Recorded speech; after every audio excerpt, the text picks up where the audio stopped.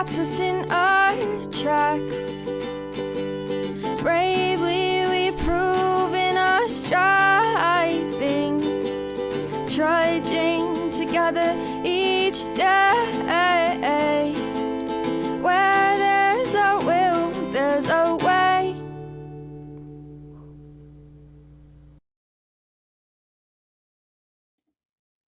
Good morning. Happy Monday. We get to do it all over again. Yep. Another chance at another week. Oh, I have so many lists going on. I need to start clearing them up. Too much mail. Too many things that need to be paid that aren't. More and Leisure, good to see you. And welcome to all you trudgers, trudgors, and trudgies. It's the 14th. 2 more days. 2 more days. I will be having a birthday. I'm kind of excited about it. It'll pass though. This too shall pass. The excitement will pass at some point. Oh, no one! I couldn't find my water. Now I got 2. I guess that's better than none. So clearly, I'm not awake.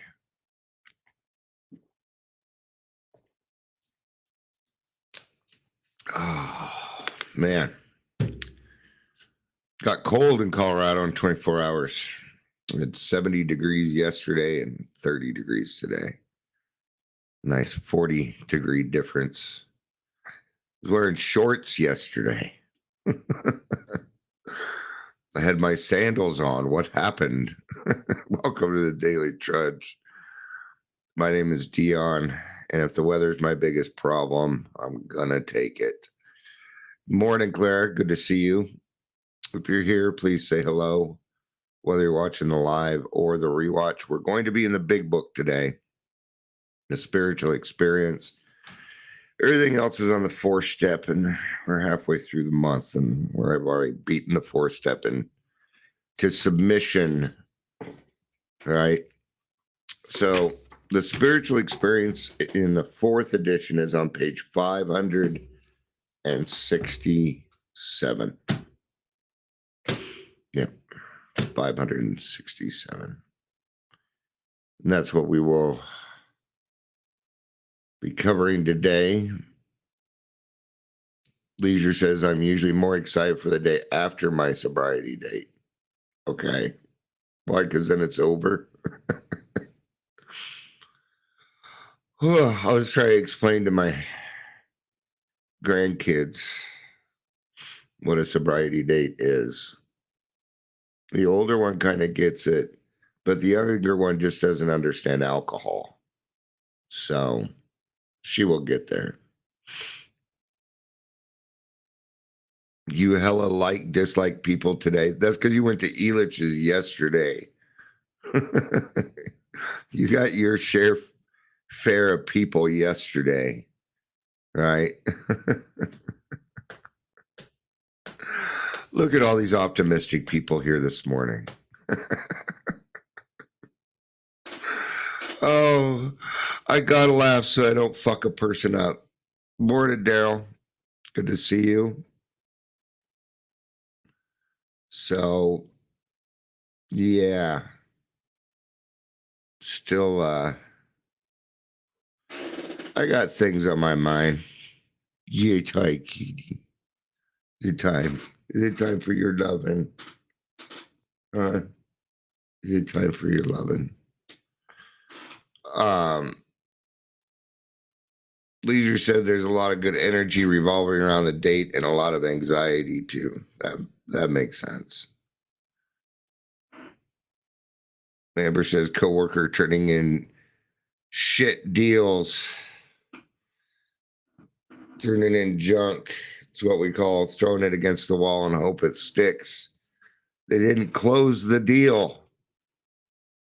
Dude, for reals. For reals. Yes, I know. I love you too. My kitty's on. Yeah. Okay. All right. There you go. I love him. It's fun sometimes, but other times him being in my face is just fucking annoying. Now he's just circling my legs and he's back. They're not very good at understanding no. No, you're not getting into the lap. No, dude. See, blowing in his face doesn't work. Go. All right. Okay. Let's get started. The spiritual experience. The terms spiritual experience and spiritual awakening are used many times in this book. I need a fan. Dude, enough. Dear Lord.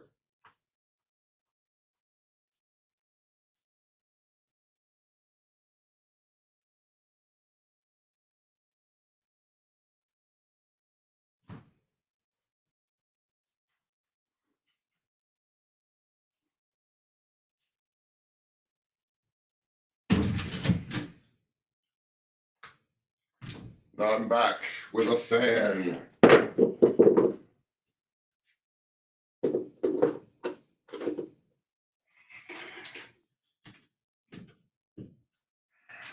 We got the heat cranked.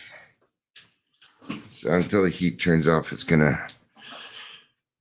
They're not being honest about what they write down. Don't write. It's a Ricoh. If you didn't ask the brand name, yeah, we don't understand what you mean. I know it's usual language for you. It's a type of copy machine. I know that. Okay, let's get started. Thank you for your patience, everybody. I know what my cat wants. One of the cat food dispensers is empty, and it's his favorite one. So good afternoon, Patricia. Good to see you. Let's get started. I'm just going to start over again. The terms spiritual experience and spiritual awakening are used many times in this book, which upon careful reading shows that the personality change sufficient to bring about recovery from alcohol has manifested itself among us in many different ways. So your spiritual experience is going to be different than mine. There might be some qualities that are the same. There might be some things that match. But what I'm finding out as I work with more and more people, and I've worked with a lot of people, it's always personal. It's got to be personal. Or it just doesn't seem to take effect with us. We're a lonely people. We're an abandoned people. Gotta be selfish about your spiritual experience. It's yours, man. It's a good selfish to have. Your higher power is your higher power that has been created literally just for you. It's wonderful. See, God is everything, which means God can be anything. And it can be that way for you too. We're not here to tell you how to believe in your higher power, what you need to believe in, how you need to pray. We suggest things. This is how we kind of do it, right? But to find out that there is a God particularly for you, that you have a guardian angel just for you, watching your back, making sure that you do the right things, that you don't kill yourself before your work is done. We all have something that we're here to do. Yeah. So there's many as many spiritual experiences in the program as there are people. But somehow it's all connected. All right. Okay. Yet it is true that our first printing gave many readers the impression that these personality changes or religious experience must be in the nature of sudden and spectacular upheavals. Happily for everyone, this conclusion is erroneous. Erroneous. Right? Yeah.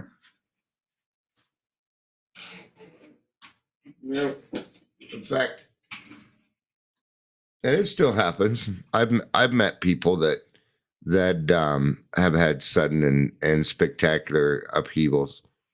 I've met plenty of people that have had the educational variety.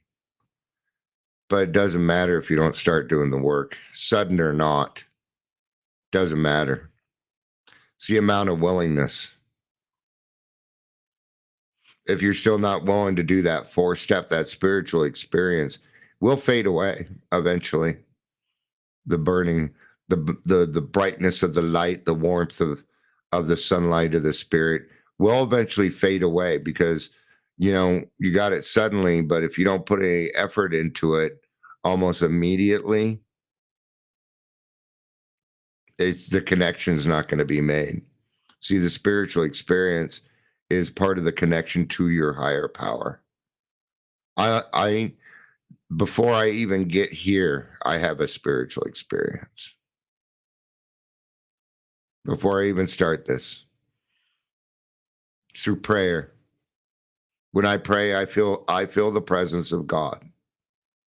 He is there with me, listening. Every single morning, I'm having a spiritual experience right now. I'm here with 4 other people. It says 4, but I think there's more like 6 or 7 here. Either that or people are like, man, he preached this morning. He out of here. At least I'm not in a bad mood. And I have every right to be in a bad fucking mood right now, but I'm not going for it. I'm not going to buy into it. Leisure says, I see a ton of people who have had miracles online and telling me that they can help me too. Yeah.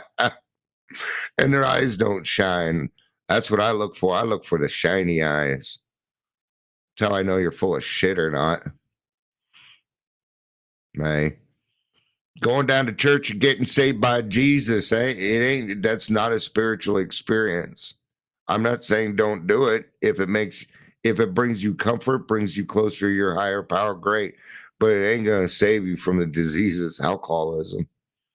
Nope, never seen it happen. Daryl says, I needed the education so I could recognize what it was. Yeah, I was naive to what a spiritual experience was. So I may even had a spiritual experience, but did not recognize it because I didn't know what it was yet because I hadn't experienced it. Yeah, absolutely. Hey, your spiritual experience, there's no wrong answer to it. Okay. And I can't emphasize the necessity for that personalization. So, all right. In the first few chapters, a number of sudden revolutionary changes are described. Yeah, Bill's was bada bing, bada boom, man. Ebby's. There were a couple people, they were like almost struck sober. And they haven't drank since. And this person hasn't drank since. And until you get to Dr. Bob's. See, they could have just taken care of that and just put Dr. Bob's Nightmare right after Bill's story, and then that kind of would have evened it out. But I'm also not a publicist. It's not like I'm some publicist that knows how books need to go in order either. So yeah, me and my great ideas, right? Though it was not our intention to create such an impression, many alcoholics have nevertheless concluded that in order to recover, they must acquire an immediate and overwhelming God consciousness, followed at once by a vast change in feeling and outlook. I'm going to tell you something. Even now, that sounds very uncomfortable. And I got to say it. There's comfort in spiritual experiences. There's comfort in them. Change is uncomfortable, but the presence of God is not uncomfortable for me. It is very comforting. And I can't describe it. I just know that I feel light on my feet. You know, it's the kind of feeling that makes you want to just fucking skip and smile. And you know, I was talking to a sponsee yesterday, and he finished step 2. And I'm like, as we go through this, you're going to start being able to see the forest for the trees. One day, you will be able to see beauty in everything that you look at. If you make that's what I'm going for today. I'm just trying to see the beauty in things. There's a lot of things that are ticking me off right now. You know, but there's nothing I can do about it today. There's nothing I can do about it right now. Right? Daryl says, I had to realize that God had been doing for me what I couldn't or wouldn't do for myself for years. Yeah, for years. Patricia says, knowing the difference. Yeah, and the wisdom to know the difference is a spiritual experience. Everything's a spiritual experience. My cat jumping up on here, giving me love. That is a spiritual experience. Is it unconditional love? No, he's a cat. Cats don't do unconditional love. They usually want something, right? Leisure says, I carry my courage rock that my higher power brought me a week after my last drink with me everywhere. I remember courage rocks. They came big. They came really big in the 90s, probably 2000s. Yeah. It's a great idea. A reminder, these chips are little reminders. And I'd show you my 8-year chip. I hope Amber's okay with this. But I gave it to my daughter yesterday. And she started bawling. She's like, why are you giving me this? And I said, because we've been working a lot on trust. And she sees that I've changed. I completed her 9th step yesterday.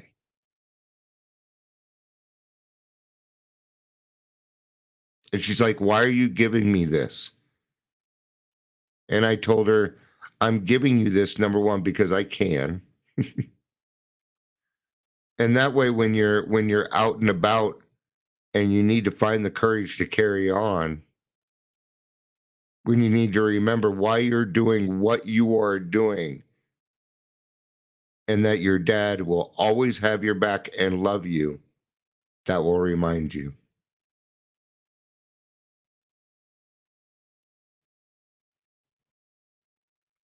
That's a spiritual experience. 9 years in the making spiritual experience, but it was. Right.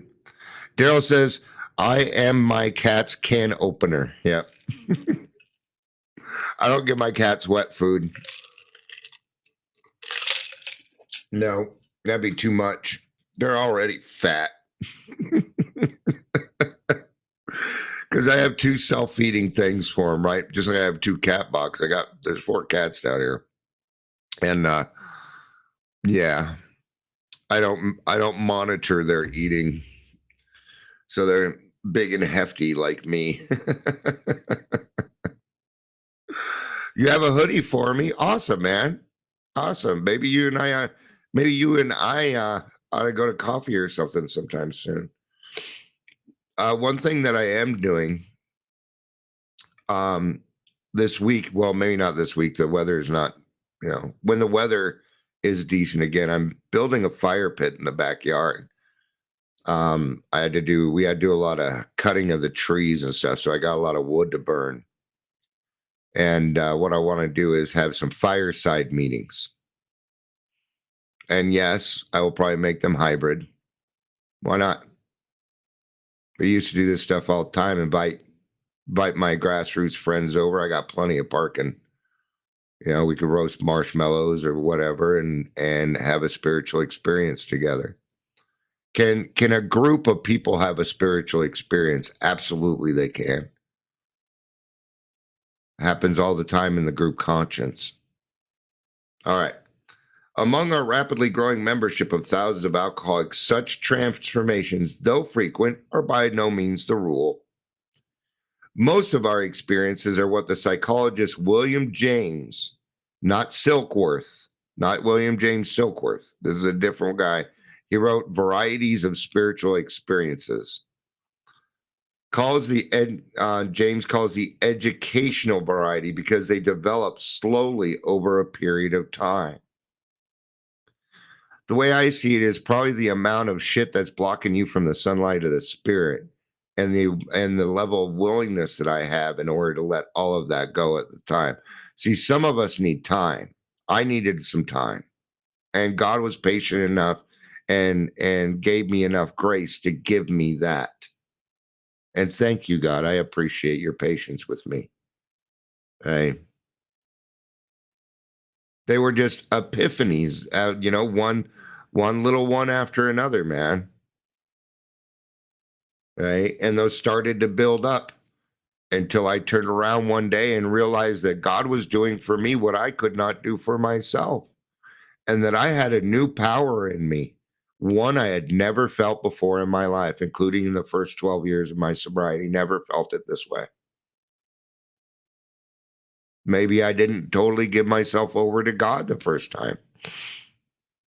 I don't know. I did have a spiritual experience on my third step when I was 20. Quite often, friends of the newcomer are aware of the difference long before he is himself. So tell him. This program's hard. I always say this at this part. There's some things I gotta say. Okay, when we see somebody that is making progress and they seem down, go tell them all the things that you've seen them accomplish and got done. We can encourage them. Okay, encouragement is not crosstalk. When somebody says something and then somebody else comes up and says, I've been not to crosstalk, but I've been through that too. That's not crosstalk. It's not crosstalk. So quit apologizing for something you didn't do. Encouragement is not crosstalk. It is encouragement. And we very much do it in AA. Yes, we do. Hey. Maybe their chip ain't coming up for a couple more weeks. Well, that's a long way away when you're fucking 2 weeks sober. 2 weeks is forever. So encourage them. You're already starting to look better. Some of the things you're saying, you're starting to get this. Good job. Good job. I'm proud of you. See, we don't hear those words often. So when somebody says, I'm proud of you, and give the reason why you're proud.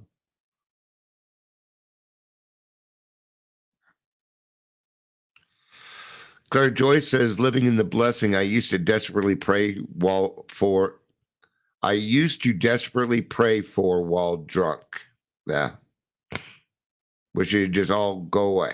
I didn't want to do the work, but I did want to be better. I understand that. Yeah. He finally realizes that he has undergone a profound alteration in his reaction to life, that such a change could hardly have been brought about by himself alone. And it's one of the things that I talked to my daughter about. Right? I just kind of had to do the last part of the 9th step because she had talked to my wife about change, and that was my indicator from God. It was time to complete it. We already did the portion where we talked about all the shit that I did wrong. We covered that. But the time wasn't yet for the next thing. She still needed some proof in the pudding, man. That was the consequence for my actions. Now the consequence is over. And so yesterday I was able to tell her why I changed. And I told her I'd change because I love her that much, because I love my kids and my grandkids and my wife so much that I wanted to be a different person. That is justice. Would not have been able to do that if I wouldn't have done the work. There's no way that would have worked. She would have, because it would have been bullshit. And she would have known, because she's almost exactly like me. She's a little bit shorter, a little bit meaner. But otherwise, she's exactly like me, right? And her voice is a little bit higher than mine. And she's a lot prettier than me. She has a very pretty mom, thank God. Yeah. Right. What often takes place in a few months would seldom been accomplished by years of self-discipline. With few exceptions, our members find that they have tapped an unsuspecting inner resource,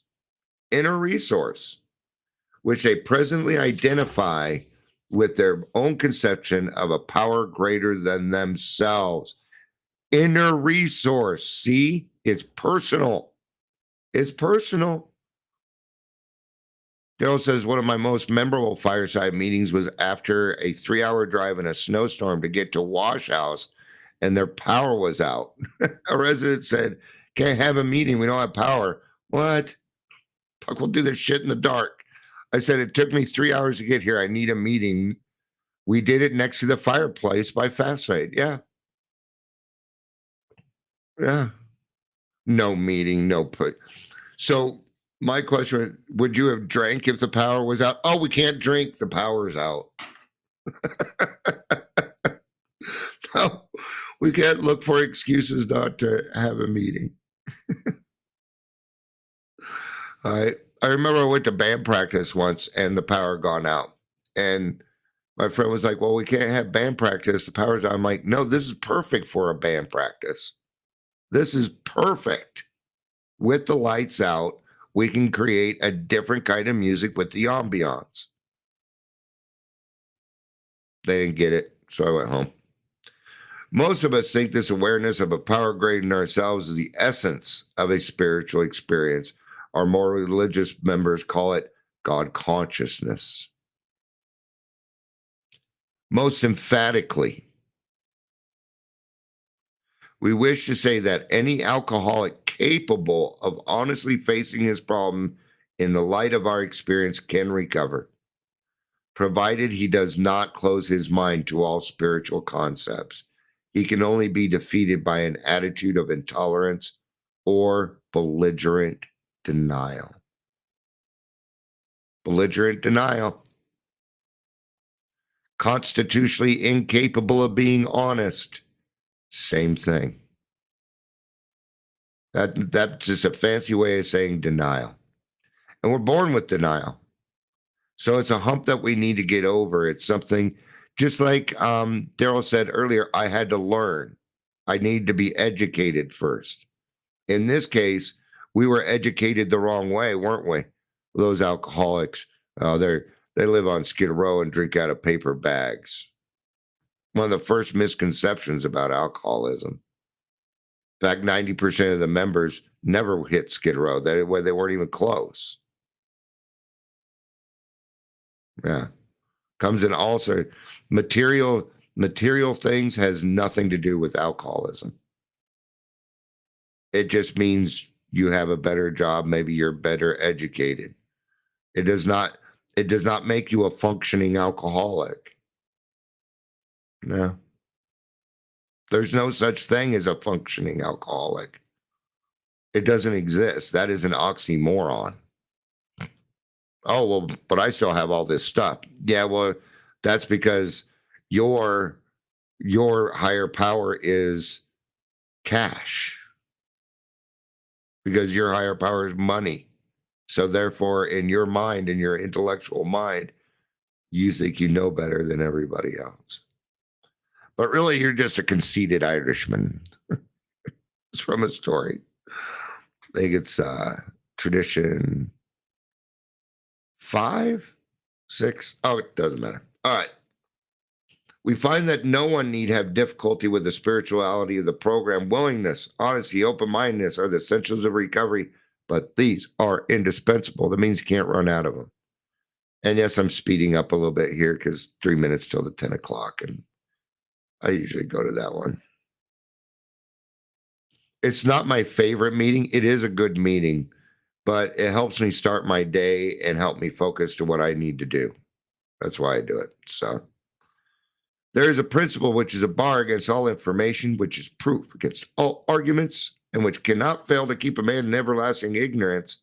That principle is contempt prior to investigation. And essentially, that just means that I never bothered to educate myself on something before I made an opinion on it. Or that I am so close-minded that I refuse to look at things a little differently. And it doesn't have to be this huge dramatic change in the beginning. No, just look at things a little differently. That maybe, just maybe, there is a higher power out there for you. And there is one. I already know it. And all you need is honesty, open-mindedness, and willingness, which, by the way, are inactions. They don't require action. These are just decisions that we are making. So, if you have not had your spiritual experience yet, then what I would say is stick around and wait for the miracle to happen, because it will happen as long as you do the work.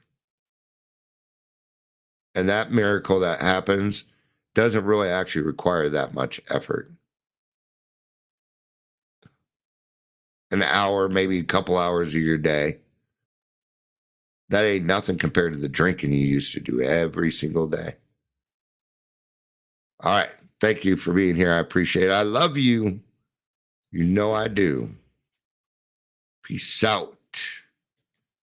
And have a day.